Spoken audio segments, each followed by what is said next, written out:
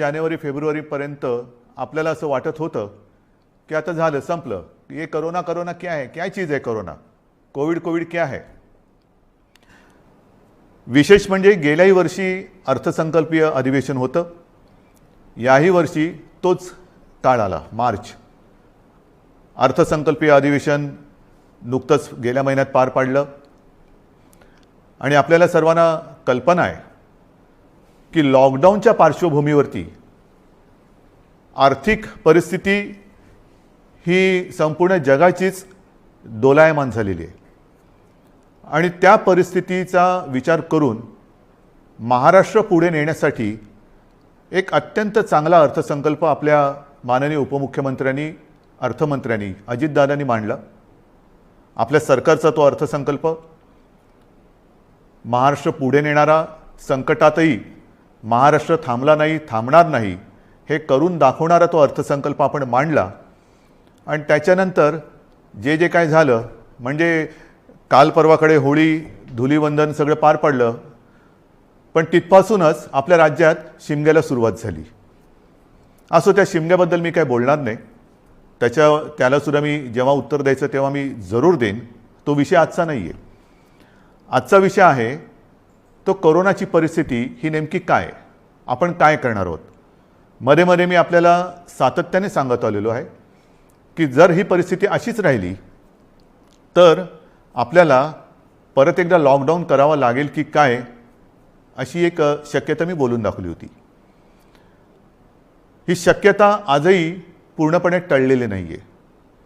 मला आज पुन्हा एकदा आपल्याला सर्वांना आवाहन करायचे, विनंती करायची, कारण गेल्या वर्षभरामध्ये माझ्या महाराष्ट्रातील प्रत्येक बांधवांनी, भगिनींनी आणि मातांनी जे जे मी सांगत आलो ते अत्यंत आपुलकीने ऐकून घेतलं आणि त्याच्याप्रमाणे ते वागले। तुम्ही सगळे वागलात। यात सर्व धार्मिक नेते आले, सर्व धर्मीय आले, सर्व राजकीय पक्ष आले, त्यांचे कार्यकर्ते आले। आता काय झाले थोडंसं की मधला काळ जो आला त्या काळामध्ये आपण थोडे शिथिल झालो। आपण शस्त्र टाकली की काय अशी एक साधारणतः परिस्थिती निर्माण झाली। लग्न समारंभ थाटामाटात सुरू झाले, इतर पार्ट्या सुरू झाल्या, राजकीय मोर्चे, निदर्शनं, आंदोलनं, सगळं काही जणू काही कोरोना गेला अशा पद्धतीने आपण सुरू केलं। आणि तेव्हाही मी सांगत होतो की थोडा धीर धरा, पुन्हा एकदा मार्च एप्रिल एंडपर्यंत आपल्याला थोडासा एक संयम बाळगावा लागेल।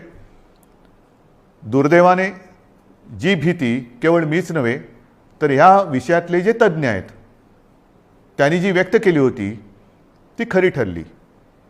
मार्चच्या आधीपासूनच आपल्या राज्यामध्ये पुन्हा एकदा कोरोना मोठ्या राक्षसापेक्षा, म्हणजे गेला राक्षस होता त्याच्या डबल टिबल दुप्पट तिपटीने अकराळ विक्राळ रूप धारण करून आलेलं आहे। त्याच्यामध्येच विषाणूचा नवा अवतार, म्हणजे हे पण नवल आहे।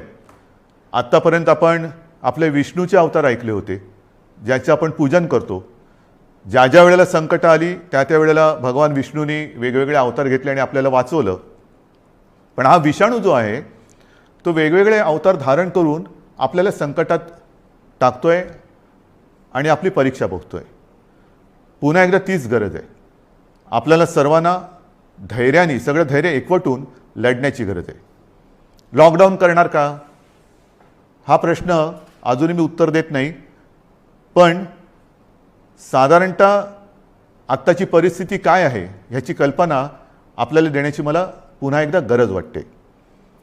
जेव्हा ही परिस्थिती निर्माण झाली, किंबहुना कोविडची साथ सुरू झाली, आपल्याला पूर्ण माहिती आहे आपल्या राज्यामध्ये फक्त 2च ह्या विषाणूंची चाचणी जिथे होऊ शकते अशा प्रयोगशाळा होत्या। एक मुंबईमध्ये कस्तुरबा आणि दुसरी पुण्याला NIVची। आज त्या दोनाच्या जवळपास आपण 500 पर्यंत चाचण्या करणाऱ्या संस्था किंबहुना लॅब्स तयार केलेल्या आहेत। मुंबईमध्ये सुद्धा आपण दर दिवशी साधारणतः 50,000 चाचण्या आज करतो आहोत। गेल्या काही दिवसात म्हणजे मला जी माहिती सगळी माझ्याकडे आलेली आहे त्याच्यात महाराष्ट्रामध्ये जी आपली क्षमता होती 75,000 चाचण्या दर दिवशी करण्याची, ती आपण वाढवून जवळपास 1,82,000पर्यंत नेलेली आहे. 1,82,000 75,000 ते 1,82,000 इथपर्यंत आज आपण रोजच्या चाचण्या करतो. येत्या काही दिवसात ही संख्या आपल्याला 2.5 लाखावर न्यायची. 2.5 लाख चाचण्या दर दिवशी महाराष्ट्रामध्ये लवकरात लवकर आपण करणार आहोत. आणि याही चाचण्या ते रॅपिड अँटीजेननी नाही, तर त्याचं जे प्रमाण आहे, केंद्राची जी काय मार्गदर्शक तत्व आहेत, ती साधारणतः 70% चाचण्या ह्या RT-PCR ह्या पद्धतीने झाल्या पाहिजेत. आता माझ्यापेक्षा सर्वांनाच माहिती झालेलं नेमकं RT-PCR म्हणजे काय, रॅट म्हणजे रॅपिड अँटीजेन टेस्ट म्हणजे काय. RT-PCRमध्ये अचूकताही अधिक असते, अधिक चांगली असते. म्हणून आपलाही आणि केंद्राचाही आग्रह तोच आहे की जेवढ्या चाचण्या आपण करतो त्याच्यात किमान 70% चाचण्या ह्या RT-PCR असायलाच पाहिजेत. आणि त्याच पद्धतीने आपला महाराष्ट्र जेव्हा 75,000च्या आसपास चाचण्या करत होता त्याही वेळा त्याच टक्क्यात RT-PCR करत होता. आज जवळपास 1,82,000 करतोय, त्याच्यातही 70% RT-PCR आहेत. उद्या 2.5 लाख झाल्यानंतर 3 लाख झाल्यानंतर सुद्धा आपण ह्या चाचण्या RT-PCRच अधिक ठेवणार आहोत. म्हणजेच काय की आपण कुठेही दर्जाची तडजोड करत नाही आहोत, अजिबात करत नाही आहोत आणि करणार नाही. एक तर पहिली गोष्ट अशी आहे की काहीही आपण लपवत नाही आणि लपवणार नाही. एक सुद्धा रुग्ण आपण लपवलेला नाही आणि लपवत नाही आहे. आणि म्हणून जी महाराष्ट्रातली जी परिस्थिती आहे ती सगळ्यांना जरी धक्कादायक वाटत असली तरी आपण सत्य काय आहे हे लोकांसमोर अगदी जसंच्या तसं ठेवतो आहोत. मग काही जण मला म्हणतात की इतर राज्यांमध्ये बघा, बिहारमध्ये निवडणुका झाल्या, बंगालमध्ये चालू आहेत, आणखीन इकडे झालं, आणखीन तिकडे झालं, मग तिकडे वाढ नाही, तुमच्याकडे का. मला त्याच्याबद्दल बोलायचं नाही आहे, अजिबात बोलायचं नाही आहे. मला माझा महाराष्ट्र प्यारा आहे, मला माझी जनता ही प्यारी आहे. त्यांची जबाबदारी ही आज माझ्यावरती असल्यामुळे ती जबाबदारी मी आधीच बोललेलो आहे की मला कोणी विलन ठरवला तरी देखील मी ती पार पाडणारच, ते माझं कर्तव्य आहे. म्हणून तुम्ही घाबरून जाण्यासारखं काही नाही आहे. पण जशी ही टेस्टची संख्या मी तुम्हाला सांगितली त्याचप्रमाणे आपल्याकडे कोविड येण्याच्या आधी जेवढे काही बेड संपूर्ण महाराष्ट्रामध्ये होते त्याची संख्या काही हजारामध्ये होती, म्हणजे 10,000 सुद्धा नसेल कदाचित. कारण आधी आपण कधी कल्पनाच केली नव्हती की असं काहीतरी आकस्मिक संकट येईल आणि आपली त्रेधा तिरपीट उडेल.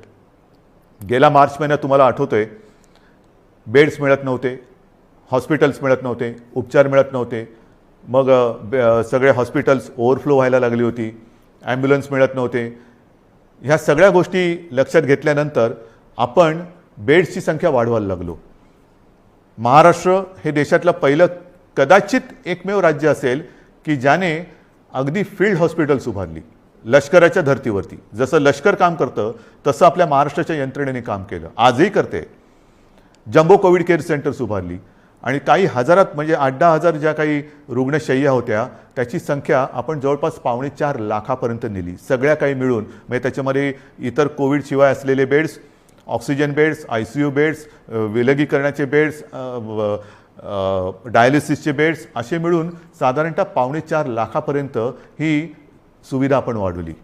ही मोठी आपली एक अचिव्हमेंट होती. आणि तेव्हाही मी म्हटलं होतं की लॉकडाऊनचा उपयोग हा संसर्ग थांबवण्यासाठी आहे आणि त्याच वेळेला आपल्या आरोग्य सुविधा वाढवण्यासाठी आहे. मग आता एवढीही रुग्णशय्या वाढवल्यानंतरही मी परत तुमच्याशी का काळजीने बोलतोय ह्याचं कारण आजचं चित्र मी तुम्हाला सांगतोय. पहिली गोष्ट अशी की साधारणतः रुग्ण वाढ ही किती होते, किती झपाट्याने होते त्याची थोडीशी मी तुम्हाला कल्पना देतो. आपल्याला माहिती आहे की जानेवारीच्या शेवटाला आणि फेब्रुवारीच्या सुरुवातीला फक्त मुंबईपुरतं बोलायचं झालं तर मुंबईमध्ये 300-350 रुग्ण हे दर दिवशी आपल्याला सापडत होते.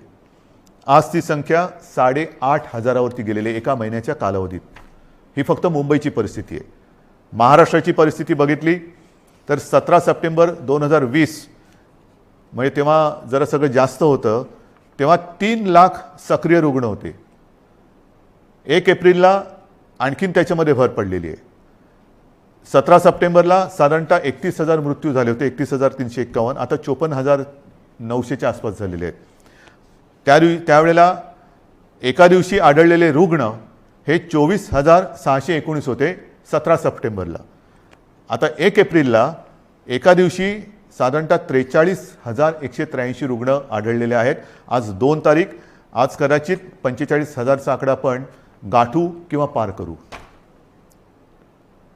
कोणत्या दिशेने चाललेलो होतो आपण बघा. आणि याच वेगाने जर का ही रुग्णवाढ होत राहिली तर मी जे तुम्हाला सांगितलं त्याच्यात मी बेड्सची तुम्हाला कल्पना देतो. साधारणतः विलगीकरणच्या ज्या बेड्स आहेत त्या 2,20,000 आहेत महाराष्ट्रामध्ये.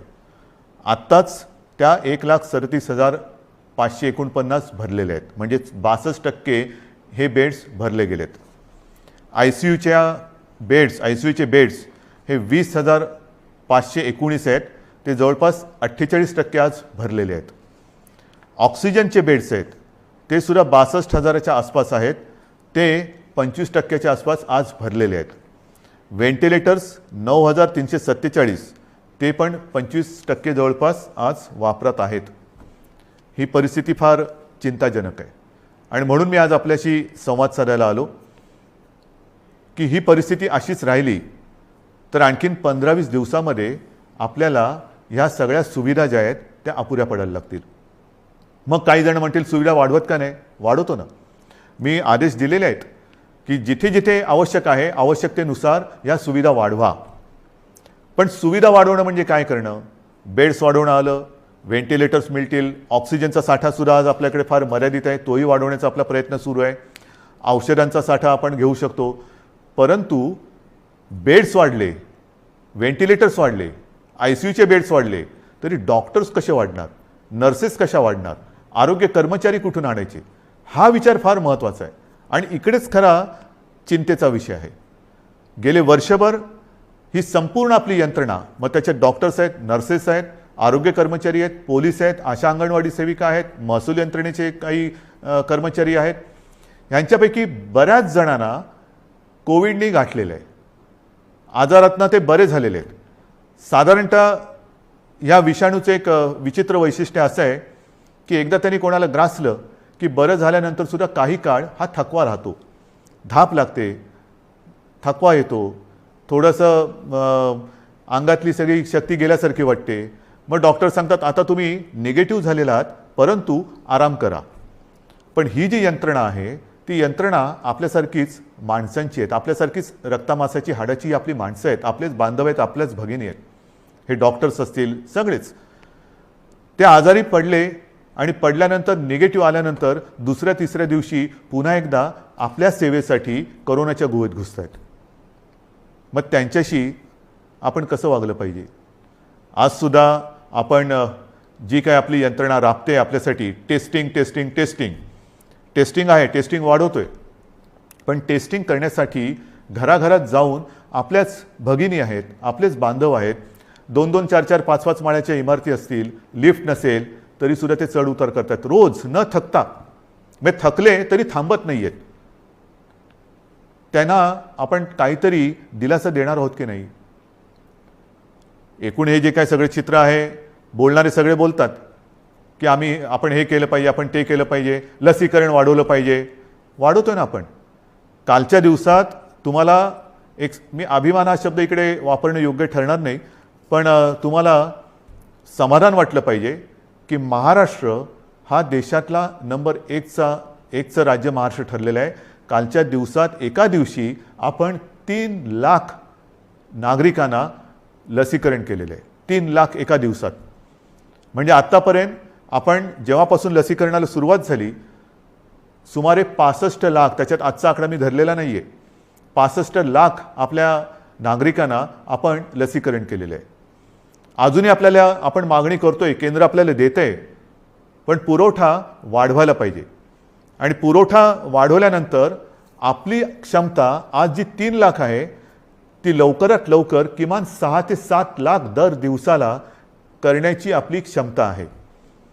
पण तेवढ्या लसचा पुरवठा झाला पाहिजे. ती मागणी आपण करतोय. होईल, मागणी मान्य होईल, मी काय त्याच्यावर टीका नाही करत आहे, कारण सगळ्याच राज्यांना द्यायचं आहे. तर ही आपली क्षमता आहे. परंतु होतंय असं की लस घेतल्यानंतर, आता मी सुद्धा 1 डोस घेतलेला आहे लसचा. आपल्याशी बोलताना आजूबाजूला कोण नाही म्हणूनच मी मास्क काढून आपल्याशी बोलतोय.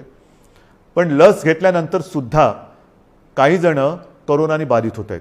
का होत आहेत? कारण लस घेतली आता सगळं झालं असं नाही आहे. लस घेतल्यानंतर सुद्धा मास्क हा घालणं अनिवार्य आहे. मी मधल्या काळामध्ये माननीय पंतप्रधानांनी जी एक व्हिडिओ कॉन्फरन्स घेतली त्याच्यात हा मुद्दा मी काढला होता आणि मी बोलताना असं बोललो होतो की आमच्या इथे लसचे दोन्ही डोस घेतल्यानंतर सुद्धा आणि तो मधला कालावधी झाल्यानंतर सुद्धा काही लोकांना संसर्ग झालेला आहे. तेव्हा स्वतः माननीय पंतप्रधानांनी सांगितलं की एक गोष्ट लक्षात घ्या की लस घेतली म्हणजे कोविड होणार नाही अशातला भाग नाही आहे. कोविड होईल पण त्याची घातकता कमी होईल. म्हणजेच काय की साधारणतः धुवाधार पावसामध्ये एक छत्री असावी तशी एक ही छत्री आहे, जरूर आहे. पण आत्ता नुसता पाऊस नाही आहे, वादळ आहे आणि या वादळामध्ये लस घेणे ही एक साधारणतः आपल्याकडे छत्री आहे, त्यातल्या त्यात कमीत कमी भिजावं म्हणून. आणि लस घेणं, टेस्ट वाढवणं, रोजच्या चाचण्या वाढवणं हा उपाय अजूनही तरी मी मानायला तयार नाही. जेवढ्या आपण चाचण्या वाढवतो आहोत तेवढी रुग्णसंख्या आपल्याला कळते, उपचारासाठी आपण त्याने घेतोय. परंतु रुग्णवाढ थांबवण्यासाठी अजून कोणी उपाय सांगत नाही आहे. काय उपाय? उपाय नाही आहे. पण लसीकरण करा, लसीकरण करतो आहोत. आज मी पुन्हा एकदा सांगतो, संपूर्ण देशात आपलं राज्य हे लस देणारं नंबर 1चं राज्य आहे. आजच्या दिवशी आपण 3 लाख नागरिकांना दर दिवशी लस देतोय. काल परवापासून 3 लाख हा आकडा गाठलेला आहे. परत एकदा सांगतो, लसीचा पुरवठा आपल्याला ज्या क्षणी वाढेल तेव्हा ही क्षमता आपण दुपटी तिपटीने वाढवू शकू एवढी आपली नाही म्हटलं तरी ताकद आहे, नक्कीच आहे. म्हणजेच काय की एका बाजूला आपली ही यंत्रणा ट्रॅकिंग, ट्रेसिंग, टेस्टिंग ह्याच्यासाठी बिझी आहे, दुसरीकडे उपचारांसाठी बिझी आहे, तिसरीकडे हीच यंत्रणा लसीकरणासाठी सुद्धा व्यस्त आहे. हे सगळं एकत्रित आल्यानंतर त्यांची काय स्थिती होत असेल ह्याचा थोडा आपण विचार केला पाहिजे. आणि म्हणून मला असं वाटतं की लॉकडाऊन करायचं का? इतर देशांनी काय केलेलं आहे? इतर देशाचा जर का आपण अंदाज घेतला तर अमेरिकेने सुद्धा 7 कलमी कार्यक्रम जाहीर केले आहे. त्याच्यामध्ये सुद्धा त्यांनी असं म्हटलेलं आहे की राजकारण नको, जीव महत्त्वाचा आहे, असं राष्ट्राध्यक्षांनी आवाहन केलं आहे. मला असं वाटतं आपल्याकडे सुद्धा सर्व पक्षीयांनी त्यांनी केलेलं आवाहन नाही पण निदान मी केलेली विनंती मानायला काय हरकत नाही आहे.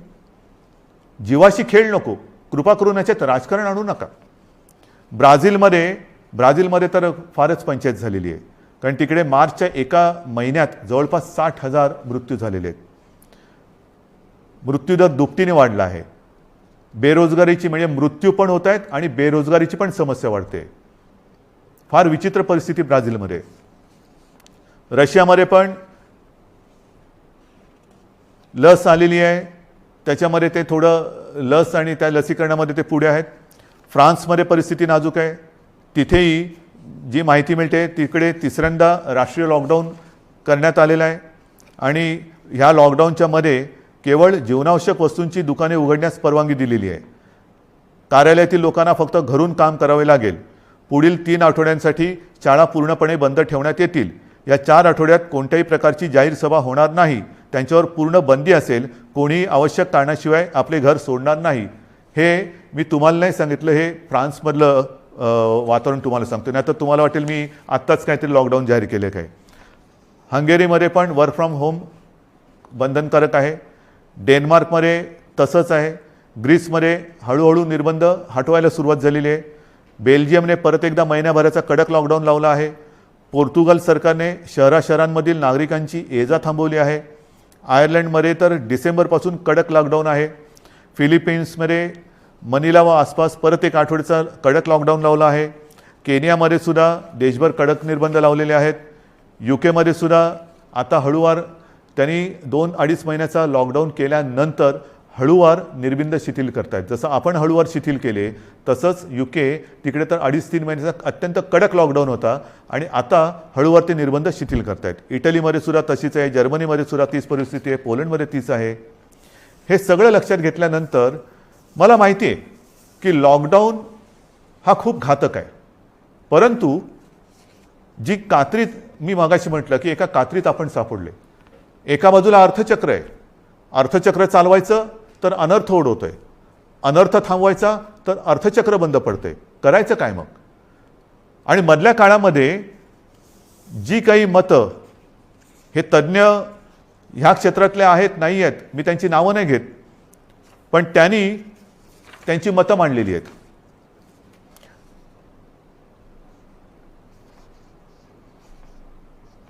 सर्वसामान्यांना त्रास होईल अशी लॉकडाऊनची भूमिका, मी पक्षाचं नाव घेत नाही कारण मला राजकारण आणायचं नाही, आम्ही खपवून घेणार नाही. तुम्हाला आलेला झटका म्हणजे नियम नको. महाराष्ट्रामध्ये कोरोनाचं नाटक पुन्हा सुरू झालेलं आहे. कोरोनाच्या संसर्गाला लॉकडाऊन हा पर्याय नाही. आम्ही लॉकडाऊनला जोरदार विरोध करू, रस्त्यावरती उतरू. हिटलरसारखं वागू नका. सर्वसामान्य जनतेला लॉकडाऊन परवडणारा नाही. जनता आधीच लॉकडाऊनला कंटाळली आहे, त्यामुळे राज्यात लॉकडाऊन लावणे हा पर्याय नव्हे. लॉकडाऊन हा अंतिम पर्याय होऊ शकत नाही. लॉकडाऊन लावायचं असेल तर आधी रोजगाराचे पैसे 5,000 रुपये का काय ते थेट खात्यात जमा करा. एका उद्योगपतीने सांगितले की लॉकडाऊन लावण्याच्या ऐवजी आरोग्य सुविधा वाढवा. आता आरोग्य सुविधा मी तुम्हाला सांगितली काय परिस्थिती आहे. गेल्या वर्षभरात आपण एवढी आरोग्य सुविधा वाढवली, अजूनही वाढवतो आहे. पण मुद्दा असा येतो की हे जे काही आपल्याला सल्ले देत आहेत त्यांना मी सांगू इच्छितो हात जोडून, उद्योगपतींना सांगतो, म्हणजे त्या ज्यांनी सांगले सगळ्या उद्योगपतींबद्दल नाही, की आरोग्य व्यवस्था वाढवतो मी, बेड्स वाढवतो, सगळं वाढवतो, पण कृपा करून रोज मला किमान 50 डॉक्टर्स, नर्सेस, आरोग्य कर्मचारी यांचा महाराष्ट्रभर पुरवठा होईल अशी काहीतरी सोय करा. कारण नुसतं फर्निचरचं दुकान म्हणजे आरोग्य सुविधा नाही आहेत. त्याच्यामध्ये व्हेंटिलेटर आल्यानंतर व्हेंटिलेटर वापरणारे सुद्धा तज्ज्ञ लागतात. ऑक्सिजन किती द्यायचा, किती प्रमाणात द्यायचा याच्यासाठी सुद्धा त्या विषयातला तज्ज्ञ लागतो. अगदी रेमडेसिवीर द्यायचं झालं तर ते कसं दिलं पाहिजे ते समजणारा डॉक्टर लागतो. ही तज्ज्ञ लोक आणि डॉक्टर्स ही कुठून आणायची? आणि ही परिस्थिती जर का बघितली तर मला तुमच्याकडनं हीच अपेक्षा आहे. जे सांगतायत की लॉकडाऊन केला तर आम्ही रस्त्यावरती उतरू, माझं म्हणणे जरूर उतरा, उतरलंच पाहिजे. पण ते लॉकडाऊनच्या विरोधात नाही, तर लॉकडाऊन होऊ नये म्हणून कोरोनाच्या विरुद्ध तुम्ही उतरा. या डॉक्टर्सना मदत करायला तुम्ही रस्त्यावरती उतरा. ज्या कुटुंबांमध्ये करते करविते ज्यांचा मृत्यू झालेला आहे त्या कुटुंबियांची जबाबदारी घेण्यासाठी रस्त्यावरती उतरा. ज्या कुटुंबांमध्ये सगळेच्या सगळे कोरोना बाधित झालेले आहेत त्यांची सेवा करण्यासाठी रस्त्यावरती उतरा. टेस्ट जे आपल्या या यंत्रणे जी करते आहे ट्रॅकिंग ट्रेसिंग त्यांना मदत करायला म्हणून रस्त्यावरती उतरा. नुसतं बोलायला ठीक आहे अमुक केलं तर आम्ही रस्त्यावरती उतरू, माझं म्हणणं तर उतराच, रस्त्यावरती उतरा. कारण आता आपल्याला ही लढाई तशीच लढावी लागणार आहे. हातात हात घालून ही लढाई लढावी लागणार आहे. अनेक ठिकाणी मी बघतोय सभा समारंभांना तुडुंब गर्दी होते, बाजारपेठा फुलून गेलेल्या आहेत. थोडंसं धीर धरा. अनेक जणांना असं वाटतंय मास्क काय लावतोय तू? अरे मास्क न लावण्यामध्ये शौर्य काय शौर्य आहे? मी मास्क वगैरे वापरत नाही, मी मास्क वापरणार नाही, काय शूर आहेस? मास्क न वापरणं ह्याच्यात शूरता नाही. आणि मास्क लावणं त्याला लावायला लाजायची गरज नाही आहे. परत एकदा सांगतो की वॅक्सिन घेतल्यानंतर सुद्धा मास्क हा लावायलाच पाहिजे, अंतर ठेवलंच पाहिजे, हात धुत राहिलंच पाहिजे. आणि म्हणून काही कडक निर्बंध येत्या काही दिवसात आपल्याला लावावे लागतील. ते उद्या परवाकडे मी जाहीर करेन. विशेषतः शहरांमध्ये मी परत एकदा सांगतो, जिथे जिथे अनावश्यक गर्दी होते ही गर्दी आपल्याला टाळावीच लागेल. जी खाजगी कार्यालय आहेत त्या कार्यालयांना सुद्धा आपण प्रत्येकाला सूचना दिलेल्या आहेत. सूचनावलीच म्हणा ना, की लग्न समारंभात किती लोक पाहिजेत, ऑफिसमध्ये किती उपस्थिती पाहिजे, बसमधनं किती लोक गेले पाहिजे. आता ट्रेनमध्ये मुंबईमध्ये मी सांगेन की मी सांगितलं होतं की पीक अवर नॉन पीक अवर आता सगळं तुडुंब भरून चाललेलं आहे, रेस्टॉरंट्स भरून चाललेली आहेत. आता हे जर आपण थांबवलं नाही आणि परिस्थिती अशीच हाताबाहेर गेली आणि जसा ब्राझीलमध्ये दुर्दैवाने आता अशी परिस्थिती झालेली की लॉकडाऊन नाही आहे पण शुकशुकाट झालेलं आहे, म्हणजे रस्त्यावर फिरत असतील लोक पण रोजगार गेले आणि जीवही गेले. मग काय राहिलं? जीव वाचवायचा की रोजगार वाचवायचा? रोजगार आपल्याकडे आहेत, रोजगार परत मिळतील, पण गेलेला जीव परत आणता येणार नाही. आणि म्हणून मी आपल्याला नम्रपणाने विनंती करतोय की येत्या काही दिवसांमध्ये 1-2 दिवसांमध्ये मी आणखीन काही जणांशी बोलतोय. काही त्यातले तज्ज्ञ असतील, विविध राजकीय पक्ष आहेत, विविध मी पत्रकारांशी बोलेन, मला वेगळा काही उपाय असला तर पाहिजे. लॉकडाऊन हा उपाय नाही, मान्य, पण मग ही संसर्गाची साखळी तोडायची कशी? लसीकरण वाढवतोच आहे, पण लसीकरण देऊनही कोविड होत नाही अशातला भाग नाही. लसीकरण घेतल्यानंतर, लस घेतल्यानंतर सुद्धा कदाचित लस घेतलेल्याला कोविडचा त्रास कमी होईल, पण तो दुसऱ्याला संसर्गित करू शकतो, हेही आता सिद्ध झालेलं आहे. मग करायचं काय? दुसरा उपाय असेल जरूर सांगा, पण त्याहीपेक्षा माझा विश्वास आपल्यावरती आहे, कारण तुम्हीच या युद्धातले खरे सैनिक आहात. हे युद्ध आपल्या सगळ्यांचं आहे, हे एकट्या दुकट्याचं युद्ध नाही आहे. ज्या गोष्टी मी तुम्हाला सांगितल्या आपण नाही पाळू शकत, कारण नसताना घराबाहेर पडू नका, नाही घरात थांबू शकत, अनावश्यक ठिकाणी गर्दी करू नका, गर्दी टाळू नाही शकत, गरज नसेल तर इकडे तिकडे फिरू नका, हे फिरणं टाळू नाही शकत, सार्वजनिक ठिकाणी फिरताना घराबाहेर पडल्यानंतर मास्क लावलाच पाहिजे, मास्क घालू नाही शकत, एकमेकात थोडं अंतर ठेवा, अंतर ठेवू नाही शकत. म्हणजे लॉकडाऊन आपण टाळू शकतोय, पण टाळणं ही जिद्द, ज्या जिद्दीने तुम्ही पहिल्या लढलात त्या जिद्दीने पुन्हा जर का उतरलात तर आपल्याला, मी अजूनही म्हणतो आता थोडा काळ राहिलेला आहे, कारण परिस्थिती तुम्हाला मी सांगितले, अशीच रुग्णवाढ होत राहिली तर 15-20 दिवसात हॉस्पिटल्स तुडुंब भरून जातील. काही काही जिल्ह्यामध्ये आत्ताच ही परिस्थिती आलेली आहे, ऑक्सिजनसुद्धा कमी पडू शकतोय, व्हेंटिलेटरसुद्धा कमी पडू शकतात. ही परिस्थिती आजही आपण स्वयंशिस्तीने टाळू शकतो. संसर्गाची लाट, कोरोनाला आपण रोखू शकतो. रोखण्याची जिद्द ही तुमच्यात आहे की नाही, हा फार महत्त्वाचा प्रश्न आहे. सरकार लॉकडाऊन करणार की नाही यापेक्षा प्रत्येकाने ठरवलं पाहिजे की मी कोरोनाला हरवणार की नाही, मी कोरोनाला रोखणार की नाही. हे जर का तुम्ही प्रत्येकाने ठरवलं, होय मी रोखणारच, कारण आपण गेले वर्षभर माझे कुटुंब माझी जबाबदारी असेल, आता पुन्हा मी प्रत्येकाला सांगितले की मी जबाबदार, माझा मास्क माझी सुरक्षा, ह्या सगळ्या ज्या काही गोष्टी आहेत नवीन ह्याच्यात काहीही नाही. जे पहिल्या दिवशी होतं ते आजही आहे.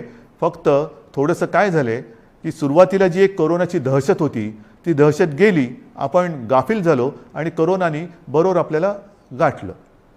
अजूनही कोरोनाने आपल्यावरती मात केलेली नाही, मी त्याला करू देणार नाही, अजिबात नाही. मात आपणच त्याच्यावरती करायची आहे. पण ही मात करताना जर आपण घट्ट उभे राहिलो सगळ्या जणांनी, संपूर्ण सगळ्या राजकीय पक्षाने, मी पुन्हा एकदा हात जोडून विनंती करतो आहे की कृपा करा, जनतेच्या जीवाशी खेळ होईल असं राजकारण करू नका. जे सरकार पावलं उचलत आहे ते जनतेच्या हितासाठी उचलते. अर्थचक्रही फिरवायचं आहे, गरिबाची रोजीरोटी वाचवायची आहे, पण त्याचबरोबरीने सगळ्यात आधी आपल्याला त्यांची जीव वाचवायची आहे. म्हणून जीवाला पहिलं महत्त्व द्यायचं आहे आणि त्याच्यानंतर मग बाकीच्या ज्या काही गोष्टी आहेत त्या आपल्या हातातल्या आहेत त्या आपण करू शकतो. म्हणून आजसुद्धा मी पूर्ण लॉकडाऊनचा इशारा देतो आहे, लॉकडाऊन जाहीर करत नाही आहे, पण 1-2 दिवसामध्ये जर का दृश्य स्वरूपामध्ये ह्या गोष्टी आढळल्या नाहीत आणि दुसरा उपाय जर मी आता पुढच्या 1-2 दिवसांत ज्यांच्याबरोबर बैठका घेतोय त्यांच्याकडनं आला नाही तर मग मात्र आहे ती परिस्थिती अशीच्या अशी स्वीकारा, जे मला नाही जमणार. माझ्या डोळ्या देखत हे मी बघणार नाही आणि आपणही नाही बघायचं आहे. तर ती परिस्थिती रोखायला जगामध्ये जे करतायत, पहिला लॉकडाऊन दुसरा लॉकडाऊन, कारण लाटे मागून लाटा येतात, पहिली लाट आली, दुसरी लाट आली, तिसरी लाट आली. काय होतं आहे, एक लाट येऊन गेली, लॉकडाऊन होतो, सगळं शिथिल होतं, शिथिल झालं की दुसरी लाट येते. म्हणून आत्तापासून आपण ठरवलं पाहिजे की ही लाट तर मी रोखेनच आणि पुढची लाट तर मी येऊच देणार नाही. मला असं वाटतं, माझा आपल्यावरती विश्वास आहे, आपलाही माझ्यावरती विश्वास आहे. मध्ये काही जण भेटले होते आणि मला म्हणाले की अहो तुम्ही टी व्हीवर आले का लोक घाबरतात. म्हटलं मला नाही वाटत असं, कारण मी तुमच्या कुटुंबातला एक आहे, तुम्ही मला कुटुंबीय मानलेलं आहात आणि माझे कुटुंब माझी जबाबदारी, म्हणजे माझे कुटुंब तुम्ही आहात आणि तुमची जबाबदारी ही मी घेतल्यानंतर मला टीकेची पर्वा नाही. जे तुमच्या हिताचं असेल ते मी करणार आणि करेन. पुन्हा एकच सांगतो की सरकार यंत्रणेच्या बाबतीत कुठेही कमी पडलेलं नाही, पडू देणार नाही. सरकार खंबीर आहे, सरकार ठाम आहे. आरोग्य सुविधा कुठेही कणभरसुद्धा मी कमी पडू देणार नाही. मात्र ही एका हाताने टाळी वाजणार नाही. 2 हात जेव्हा एका हातात हात घालून आपण काम करू तर आणि तरच यश मिळेल. आणि मला आपल्या सहकार्याची अपेक्षा आहे, सर्व राजकीय पक्षांकडनं अपेक्षा आहे, सर्व धर्मियांकडनं अपेक्षा आहे. पुन्हा एकदा आपल्या उत्सवांवरती, सणांवरती बंधनं आणावी लागतील. जसं गेल्या वर्षी आपण सहकार्य केलं तसंच पुन्हा एकदा हे सहकार्य कराल अशी आशा नाही, असा विश्वास व्यक्त करतो आणि ही लढाई पुन्हा एकदा लढण्यासाठी आणि जिंकण्यासाठी सिद्ध व्हा